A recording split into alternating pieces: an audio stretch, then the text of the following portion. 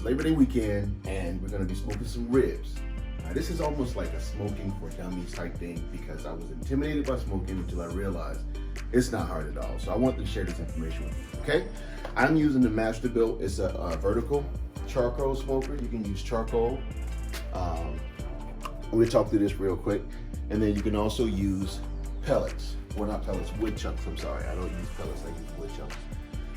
And I'll talk about what kind of chunks I'm using. So here's my hack. There's an easy way to do it, which is to take this basket and just drop it in there and you light it and you're good.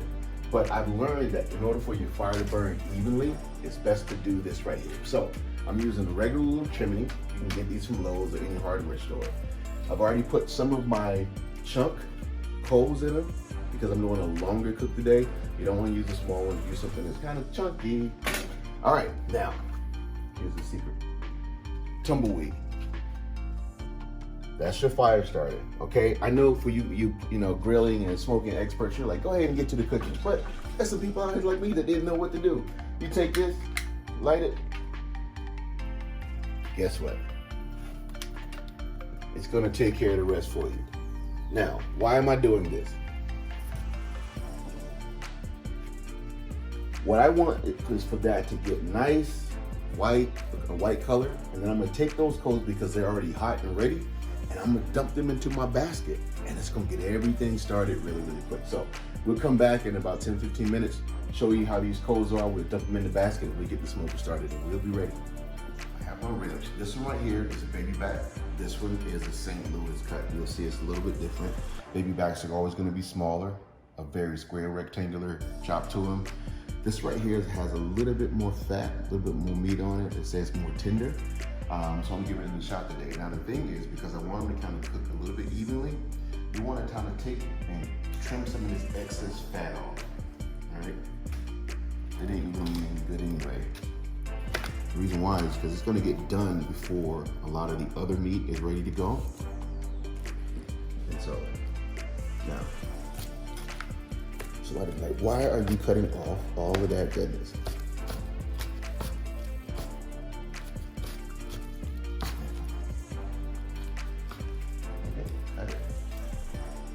Now this is what you call like rib tips. So if you ever have rib tips, this is what it is. It's good meat, don't throw it away. I'm just gonna chop it real small, put it in a small little thing, you can eat it about 2 or 3 hours into the cook. So ribs are good. I have my rubbed and marinated overnight. And we're getting ready to throw them in the smoker. Okay, so it's almost burned down, and I'm gonna take it, pour it in on top of this, and then we're gonna drop it inside, drop this basket into my smoker and get it started.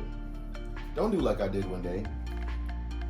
I poured these things in, and these embers literally burnt my whole body. I thought I would have to go to the burn center. All right, see? Look at God, or look at the devil. Just pour them in.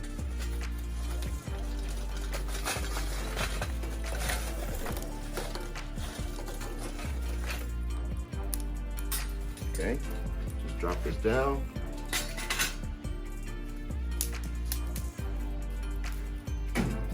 Okay, so all I'm doing is I'm gonna take this,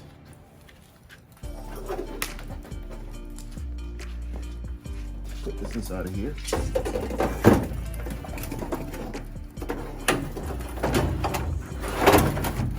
Guys, it don't get any easier than that. Now here's the great part, because I deal with an electric smoker, charcoal smoker. Cut that. Okay. Now, I'm gonna hit my temperature button. Let it know that I want to go about 225. And that's it. It's gonna kick on in a moment, and we'll be ready to go.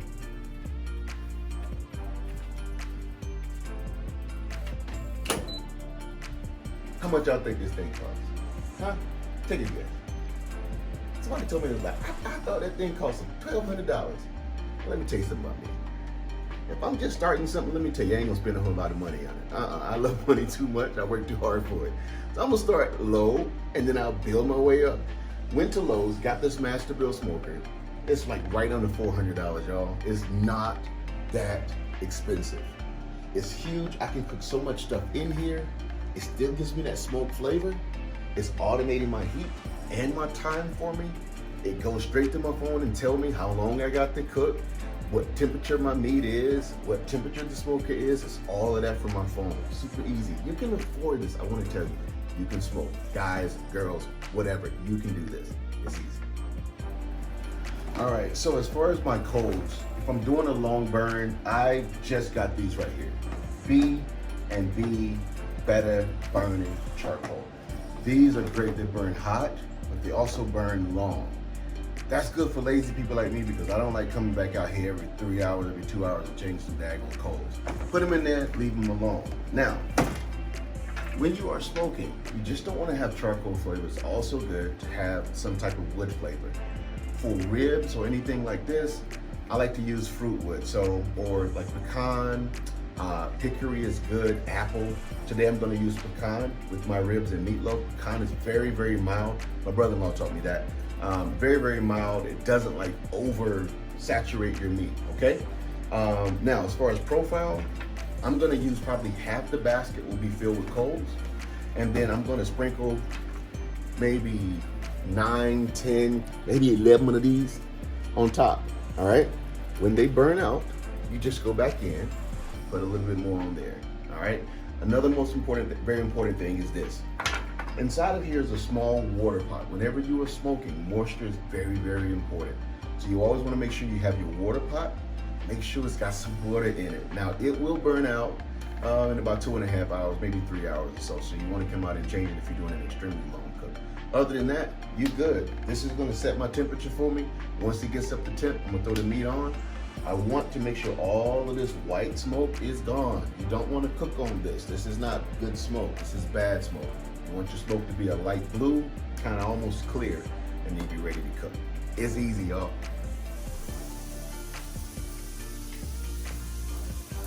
Grill mats. Again, can I reiterate? I work smarter, not harder, okay? Nobody got time to be cleaning up all this stuff. Put it on here. No mess at all. So, you're gonna drop them on, bone side down. Okay.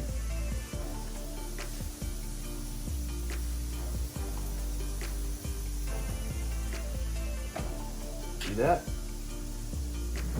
Put that in. And then bring your hand.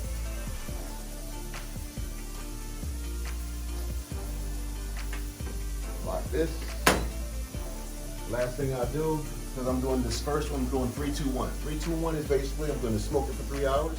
I'm going to take it out and wrap it for 2 hours, and then put it back in. Then I'm going to bring it.